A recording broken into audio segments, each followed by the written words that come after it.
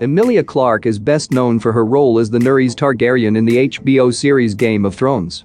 Clarke hasn't landed many roles in her career, but she's definitely made her mark on Hollywood. She's received 4 Emmy Award nominations for her performance on Game of Thrones over the past 5 years, and in 2015 she was named Esquire's Sexiest Woman Alive. Here are 10 things that you might have already known about Emilia Clarke.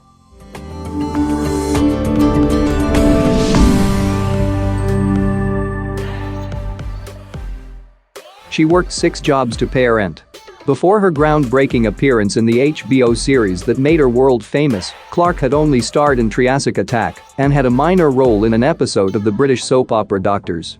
So to be able to make a living and pay her rent, she worked anywhere from 3 to 6 jobs in order to make ends meet. At one point she was a bartender, a server at a restaurant, and also worked in a call center. She did a goofy dance after her Game of Thrones audition. During her audition, she fulfilled all of the appropriate requirements to win the role as Mother of Dragons, but she also added in a little dance for showrunners David Benioff and D.B. Weiss and many HBO executives. When she was on the Jimmy Fallon show, she told him that during the audition, they had finished all the required lines and acting, and she asked them if there was anything else she could do for them, and Benioff suggested she do a dance. Clarke said she then broke into a rendition of the Funky Chicken which turned into a robot dance. I heard laughter going on and I thought, comedy gold. She was not HBO's original choice to play the Daenerys. In the original pilot for Game of Thrones that ended up not being aired, the Daenerys Targaryen was played by Tamsin Merchant. There ended up being problems with the original script, and most of the first episode needed to be re-recorded. Merchant, however, refused to show up for refilming. She preferred to the new role in The Tudors, giving Emilia Clarke, who had waited a whole year for a role, the chance. Clarke impressed at the auditions in London with her strong performance. She later impressed the HBO executives in Los Angeles as she proved herself to be the right mystery woman that could fit in the shoes of the potential Queen of the Seven Kingdoms. She rarely gets recognized for her role of the Daenerys in public. Because of the long platinum blonde wig Emilia Clarke wore for most of Game of Thrones, she doesn't normally get recognized by fans while in public, even when she's with other Game of Thrones cast members. Clarke has naturally dark brown hair, so it's easy to pass her by while out and about. She suffered from brain aneurysms in the past. She has survived not 1, but 2 life-threatening brain aneurysms, both during the years she was shooting Game of Thrones. The first one happened while she was at the gym, and she was rushed to the hospital. 2 years later she had another one that was taken care of before it burst. She nearly starred in 50 Shades of Grey. We realized that this heading might provoke very different feelings in different people. But for sure surprise must be the one thing everyone might have in common here. Whether you are fond of the book and/or movie or tend to think of it as a total disaster, the bottom line is, Emilia Clarke was offered the role of Anastasia Steele in the 50 Shades franchise, but she turned it down. Clarke just didn't want to be typecast if she accepted the role due to her nude scenes in Game of Thrones. She told Marie Claire, "I'll never say I'm never doing nudity because I've already done it, but I thought I might get stuck in a pigeonhole that I would have struggled to get out of." She's a talented musician.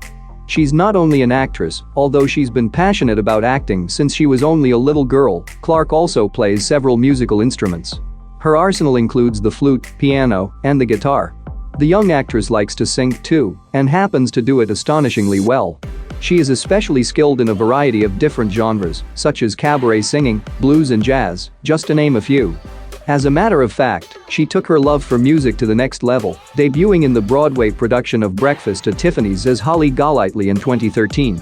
In an interview with Broadway.com, Clarke said that she's always been drawn to musicals, and that was what she saw herself doing instead of acting on screen. Clarke said, "Music is something that's always been a huge part of my life. When I was in my teens, I thought, would I like to try and work hard at being an actor, or do I want to work hard at doing something musical? Acting won out, but I do really enjoy those moments where I get to just belt something out." She was mad fun of because of her eyebrows.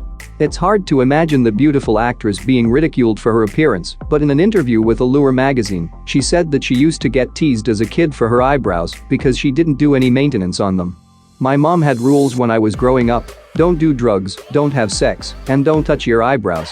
So I got bullied as a kid for having ridiculous eyebrows." She said, "You'll be thankful when you're older, and I am. My mom used to tell me to brush them with Vaseline when I went to bed."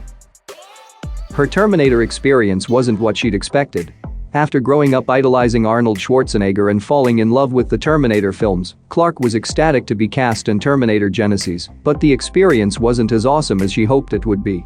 She quickly told reporters who asked that she would not be reprising the role. The movie itself was also considered a flop at the box office. She's done voice work for several popular cartoons. Like many big-name stars, Emilia Clarke has done her share of voice work in recent years. In truth, she can be heard on some very popular animated series. In 2013, she voiced a character called Marianne on the animated sci-fi show Futurama. Marianne was featured in an episode called Stench and Stenchability. Clarke has also lent her vocals to Bridget, an animated character on the comedy series Robot Chicken in 2016. However, her cartoon credentials don't end there. She was also the voice behind charters that were seen on both Animals and Thunderbirds Ergo, both of which she worked on in 2017.